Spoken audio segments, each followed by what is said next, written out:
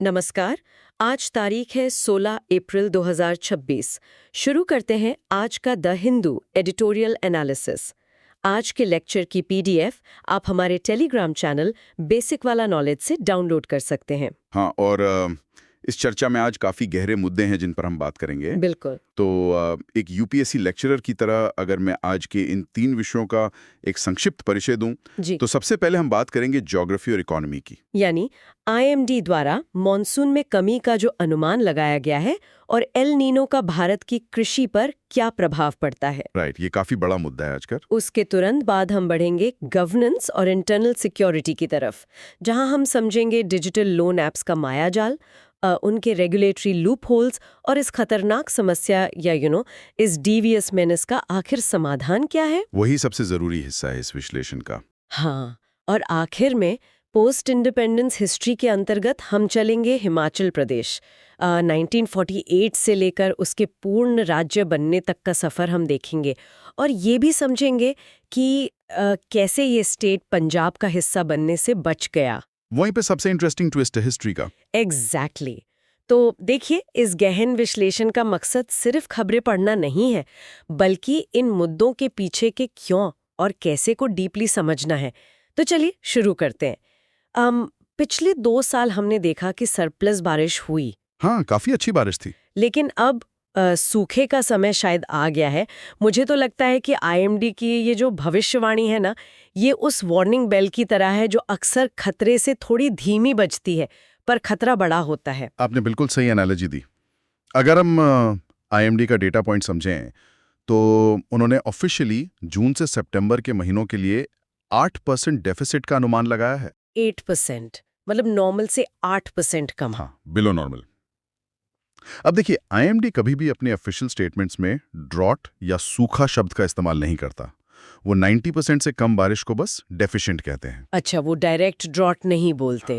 Right. और आप 2015 का उदाहरण याद कीजिए। उस साल आईएमडी ने कहा था कि बारिश 93% होगी, यानी बिलो नॉर्मल का अनुमान था। पर वास्तव में क्या हुआ? बारिश सिर्फ 86% हुई थी। Oh wow! तो यानी जो वो बोलते हैं हालात उससे भी खराब हो सकती है ग्राउंड पर। बिल्कुल। इसीलिए आपकी वार्निंग बेल वाली बात एकदम सटीक है। लेकिन एक सेकंड, इस बार इस डेफिसिट का मुख्य कारण क्या बताया जा रहा है?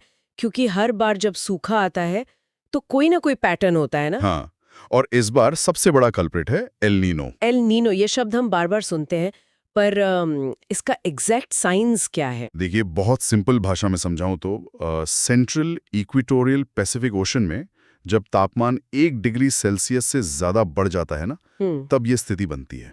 प्रशांत महासागर में। पर उसका असर इंडिया पे कैसे आता है? वही तो कनेक्शन है।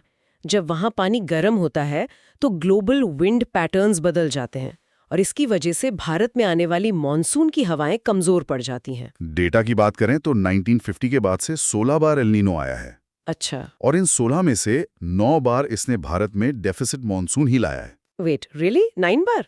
तो क्या जब भी एल नीनो आएगा सूखा पड़ना तय है, या हिस्ट्री में ऐसी कोई चीज है जो इस खतरे को कम कर सकती है? नेचर के पास इसका एक बैकअप प्लान है एक्चुअली, जिसे हम इंडियन ओशन डाइपोल कहते हैं। ओह, आईओडी। हाँ, ये Indian ocean dipole El Nino के प्रभाव को काफी हद तक न्यूट्रलाइज कर सकता है, जैसे 2019 में हुआ था। उस साल लेट हीटिंग के कारण आईओडी इतना स्ट्रांग हो गया था कि बारिश नॉर्मल से ज्यादा ही हो गई थी। तो मतलब उम्मीद अभी भी है। लेकिन अगर बारिश कम हुई ही तो सिर्फ किसान का नुकसान नहीं है ना? बिल्कुल नहीं। अगर हम इसको यूपीएससी के नजरिए से एक बड़े जियोपॉलिटिकल कैनवस पर देखें, तो इसका इम्पैक्ट मैसिव है। कैसे? देखिए, अभी वेस्ट एशिया में युद्ध जैसी स्थिति चल रही है। वहां से ग्लोबल सप्लाई चेन्स डिस्टर्ब हो रही हैं। हाँ, क्रूड ऑयल और गैस के प्राइसेस तो ऊपर नीचे हो ही रहे। राइट, और उसी गैस से फर्टिलाइजर बनता है। तो एक तरफ किसान के पास बारिश का पानी नहीं होगा, दूसरी तरफ मार्केट में गैस और फर्टिलाइजर की भयंकर कमी हो सकती है। तो किसान डबल मार झेलेगा, एक तो एल नीनो की और दूसरी वेस्ट एशिया की इंस्टेबिलिटी की। एग्जैक्टली। इसलिए सरकार को अभी तुरंत 3 मेजर कदम उठाने होंगे टाइम रहते। कौन से कदम? पहला तो ये कि फर्टिलाइजर स्टॉक्स को तुरंत बढ़ाया जाए, बफर स्टॉक रेडी होना चाहिए। हाँ, ताकि शॉर्टेज ना हो बाद में। दूसरा, देश के जितने भी रिजर्वोयर्स हैं, जो बांध हैं, उनमें इक्विटेबल वाटर डिस्ट्रीब्यूशन अभी से प्लान करना होगा। किसको कितना पानी मिलेगा ये तय होना चाहिए। राइट, क्योंकि बाद में पैनिक मचेगा। और तीसरा क्या है? तीसरा और सबसे जरूरी, किसानों को सही समय पर सोइंग प्रैक्टिसेस के लिए एडवाइजरी देना।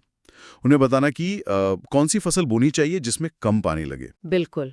अब जब ऐसी स्थिति बनती है, इन्फ्लेशन बढ़ती है, मॉनसून कमजोर होता है, तो आम लोग और छोटे किसान सबसे पहले हिट होते हैं। सही बात है, आर्थिक स्थिति तुरंत बिगड़ जाती है उनकी। और जब आर्थिक स्थिति बिगड़ती है ना, तो लोग तुरंत क्रेडिट या उधार की तरफ भागते हैं। और बस वहीं से शुरू होता है हमारा अगला विषय, डिजिटल लोन ऐप्स का आतंक। ये मुद्दा आज के टाइम पे एक एपिडेमिक बन चुका है। बहुत भयंकर एपिडेमिक। मैं आपको बताऊं, अभी केरला के कन्नूर से केस सामने आया। नितिन राज नाम का एक फर्स्ट ईयर डेंटल स्टूडेंट था। उसने एक डिजिटल ऐप से थोड़ा सा लोन लिया था। हाँ, मैंने पढ़ा था इसके बारे में। और इन लोन ऐप्स वालों ने उसको इतना हैरास किया, इतना दबाव बनाया कि उस बच्चे ने एक 5 स्टोरी बिल्डिंग से कूदकर जान दे दी। पता है, पिछले 4 महीने में केरला में ये तीसरा हाई प्रोफाइल सुसाइड है। ये बहुत ही ट्रैजिक है। और इसमें जाति आधारित डिस्क्रिमिनेशन का भी एक एंगल उभर कर आया है ना। हाँ, वही तो। इसलिए national commission for scheduled castes इस पूरे मामले की डीपली जांच कर रहा है अभी। लेकिन मुझे जो एक चीज यहाँ सबसे ज्यादा खटकती है वो ये है कि केरला में डिजिटल लिटरेसी इतनी हाई है। वही तो हम गलती करते हैं। क्या मतलब? फोन तो सब चलाना जानते हैं वहां। देखिए, फोन चलाना डिजिटल लिटरेसी है, लेकिन उन ऐप्स के पीछे का हिडन कॉस्ट समझना फाइनेंशियल लिटरेसी है।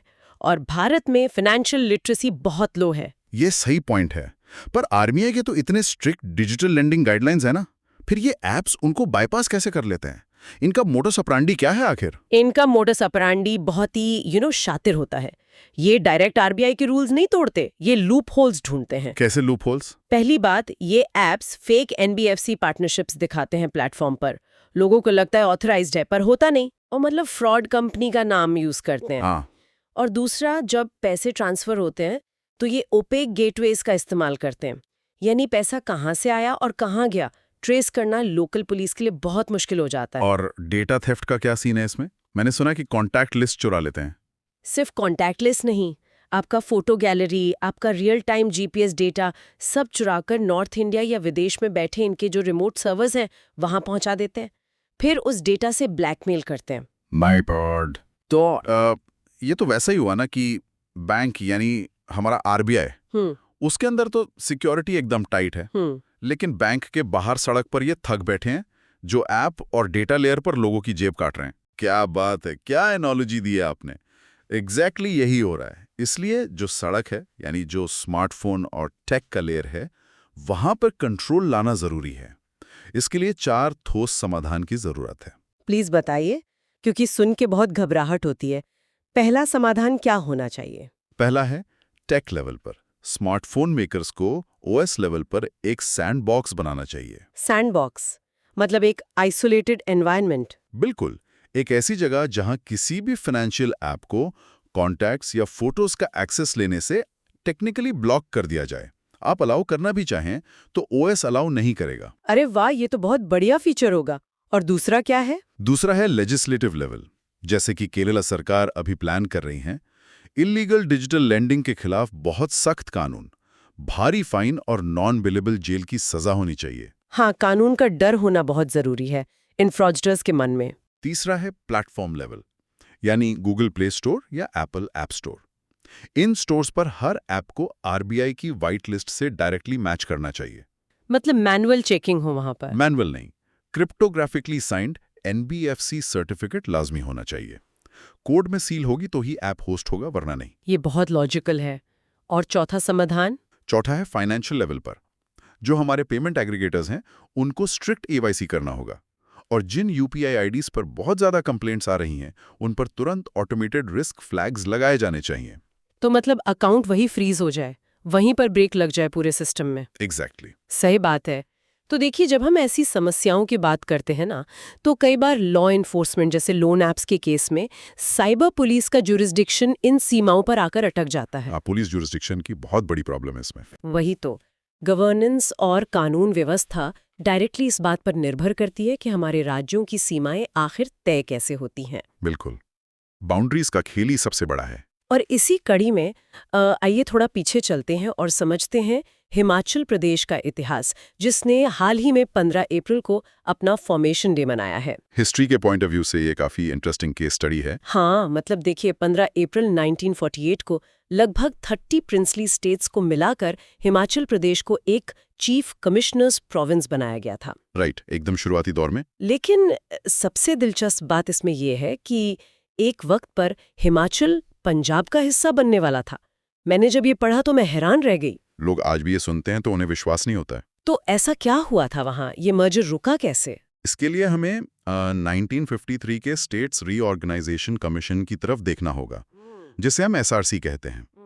इस कमीशन में 3 लोग थे, जस्टिस फजल अली, केएम पानीकर और एचएन कुंजरू। अच्छा, इन्होंने डिसाइड करना था बॉर्डर्स का? हाँ, और आपको जानकर हैरानी होगी कि कमीशन के मेजॉरिटी मेंबर्स चाहते थे कि हिमाचल को पंजाब में पूरी तरह मिला दिया जाए। वेट, क्यों? हिमाचल तो पूरा पहाड़ी इलाका है, उन्होंने ऐसी सिफारिश क्यों की?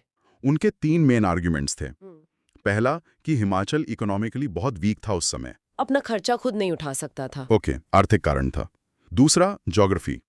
सतलुज और ब्यास नदियों का कैचमेंट एरिया सेम था। उनको लगा कि दोनों स्टेट्स का पानी सेम सिस्टम से जुड़ा है, तो प्रशासन एक होना चाहिए। अच्छा, और तीसरा? तीसरा सबसे बड़ा कारण था चाइना बॉर्डर की सिक्योरिटी। उनको लगा कि एक बड़ा और मजबूत राज्य जैसे पंजाब बॉर्डर सिक्योरिटी को ज्यादा बेहतर तरीके से हैंडल कर पाएगा। ऑन पेपर तो देखा जाए तो इनके रीजंस बहुत लॉजिकल लग रहे हैं। तो फिर ये डिसीजन पलटा किसने? ये डिसीजन पलटा उस वक्त के कमीशन के चेयरमैन ने, जस्टिस फजल अली ने एक बहुत ही आइकॉनिक डिसेंट नोट लिखा था। डिसेंट? मतलब उन्होंने मेजॉरिटी व्यू का सीधा विरोध किया? बिल्कुल, और उनके तर्क बहुत पावरफुल थे।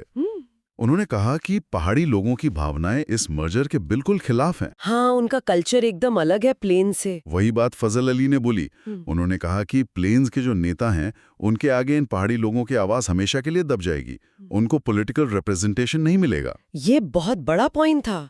और बॉर्डर वाली बात पर उन्होंने क्या कहा? उस पर उनका तर्क और भी सॉलिड था। उन्होंने समझाया कि क्योंकि ये चाइना बॉर्डर का इलाका है, इसलिए इस सेंसिटिव एरिया पर सीधे सेंट्रल गवर्नमेंट का कंट्रोल होना चाहिए, ना कि किसी स्टेट गवर्नमेंट का जिसमें लोकल पॉलिटिक्स आती हो। ओह वाह! तो एक तरह से उन्होंने सिक्योरिटी थ्रेट को ही बेस बनाकर हिमाचल को पंजाब में जाने से बचा लिया। एग्जैक्टली। और इस डिसेंट के बाद ही हिमाचल का असली सफर शुरू हुआ। 1 नवंबर 1956 को हिमाचल पहले एक यूनियन टेरिटरी बना ताकि सेंटर का कंट्रोल रहे।